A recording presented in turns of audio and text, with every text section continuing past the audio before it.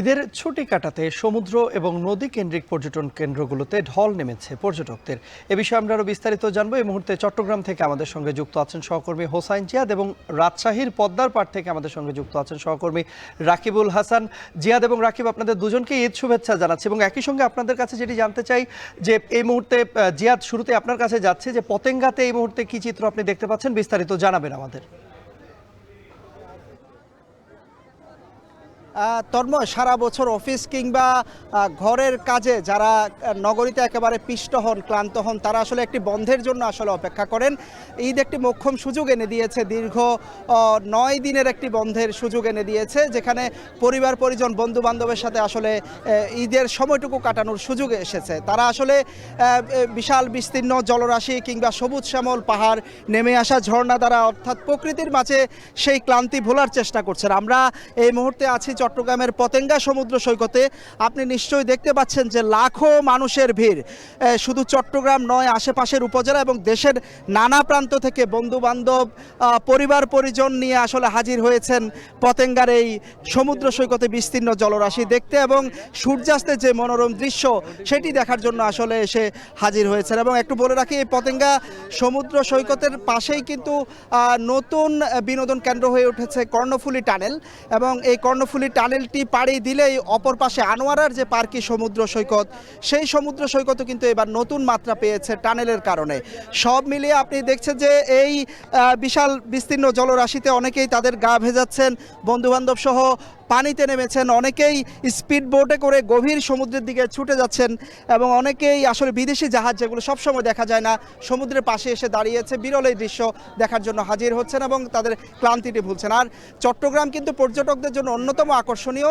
শুধু শহরের এই পর্যটন কেন্দ্রগুলো নয়, আশেপাশে যে উপজেলাগুলো রয়েছে, আনোয়ারা, মিরসরাই, সীতাকুণ্ডের গুলিয়াখালী সমুদ্র সৈকত কিংবা 3 পার্বত্য জেলা, সব জায়গায় আসলে এখন পর্যটকের ঠাসা বলা যায় এবং যারা পর্যটন ব্যবসা করছেন তাদের ব্যবসাও বেড়েছে কয়েক গুণ। তন্ময়, এ পর্যায়ে আমরা সহকর্মী রাকিবের কাছ থেকে জানবো রাজশাহীর পদ্মার পাড়ের সবশেষ খবরাখবর।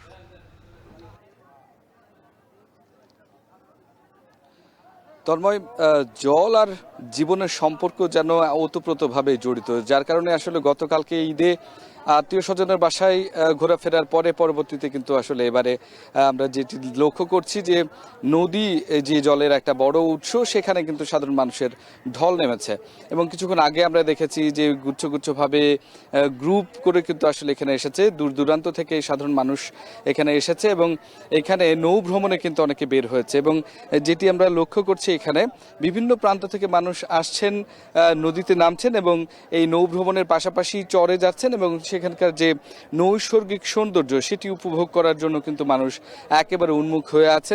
অনেকেই ইতোমধ্যেই সেই প্রান্তরগুলো গিয়েছে এবং অনেকে কিন্তু নৌভ্রমণ করছেন। তো ঈদের এই যে ছুটিতে যারা ঘরে ফিরেছেন, ঢাকা বা অন্যান্য দূর দূরান্তে যারা কাজের সূত্রে থাকেন, তারা ফেরার পথে তাদের প্রিয় যে অঞ্চল, প্রিয় যে এই প্রান্তর, এই শহরটা এবং শহর কেন্দ্রিক ঘিরে যে নদীর স্পটগুলো রয়েছে বেশ কয়েকটি, আইবাদ, টিবাদ, ফুলতলা ঘাট অর্থাৎ বা বিভিন্ন জাহাজ ঘাট এলাকাগুলো নেই, এই সমস্ত জায়গায় আসলে মানুষের ভিড় সবচেয়ে বেশি। তার মধ্যে আমরা এখন যেই জায়গাটিতে আছি, যেটি অত্যন্ত জনপ্রিয় একটি জায়গা, টিবাদ, যেখানে আসলে শিশু বৃদ্ধ সহ প্রত্যেকে এসেছেন এবং শুধুমাত্র যে রাজশাহী শহরের মানুষ তা নয়, এর বাইরে থেকেও কিন্তু অনেকে এসেছেন এবং বলছেন যে তারা তাদের যে আনন্দটুকু সেটি আসলে এখানে ভাগাভাগি করে নিতে চায় এবং সেই কারণেই তারা কিন্তু এখানে এসেছেন এবং নদীর পাড়ে এসে আসলে উপভোগ করছেন। তো সবকিছু মিলিয়ে আসলে বলা যায় তন্ময় যে এখানে আসলে নদী ঘিরে যে বিনোদন, সেই বিনোদনটি উপভোগ করার জন্য দর্শনার্থীরা এখানে এসেছেন এবং একেবারে সন্ধ্যা পর্যন্ত এখানে থাকবেন। তো এই ছিল আমার কাছে রাজশাহী থেকে সর্বশেষ খবর। ছুটি কাটাতে সমুদ্র এবং নদী কেন্দ্রিক পর্যটন স্পটগুলোতে ভিড় বেড়েছে পর্যটকদের, এ বিষয়ে বিস্তারিত জানছিলাম সহকর্মীদের মাধ্যমে। আর এরই মধ্য দিয়ে সময় হলো একটা